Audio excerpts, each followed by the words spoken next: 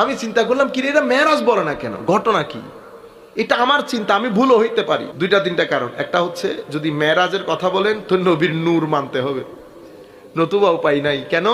কারণ বুররাক, আমার নবী বুররাকের উপর সফর করছে না? মসজিদে হারাম থেকে মসজিদ আকসা পর্যন্ত সফর কিন্তু বুরাকের উপর ছিল না, ঠিক আছে? তো যেভাবে এই সফর করছে সেভাবে ওই সফরও করতে পারতো, কিন্তু ওখান থেকে বুররাক দিয়ে সফর করেছে। তো বুরাক বা বুররাক এটা বারকুনের বহু বছর। বারকুন মানে একটা লাইট, বুররাক মানে বহু লাইট, মাল্টিপল। তো দুনিয়ার লাইটের গতি আর আমার আল্লাহর লাইটের গতির মধ্যে আসমান জমিনের ফারাক থাকবে না? এখন এক লাইটে দুনিয়ার গতি দেখেন, আর এটা আমার আল্লাহর যদি মাল্টিপল লাইট হয়, এটার গতি কেমন হবে? তো এই নুরানি একটা বাহনের উপর বসার জন্য মাটির মানুষ বসতে পারবে? শুধু মাটি। তো আপনি যখন মেরাজের ঘটনা বর্ণনা করবেন, নুরানিয়তে মুস্তাফা আসবেই, এক। দ্বিতীয় হচ্ছে মেরাজের তিনটা পার্ট, 3 এপিসোডের মেরাজ।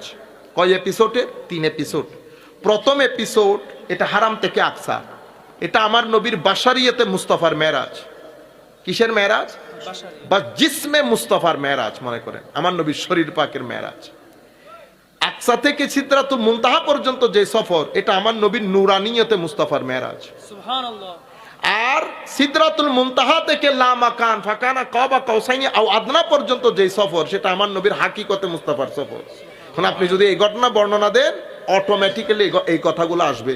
2 3 নম্বর, এটা আমার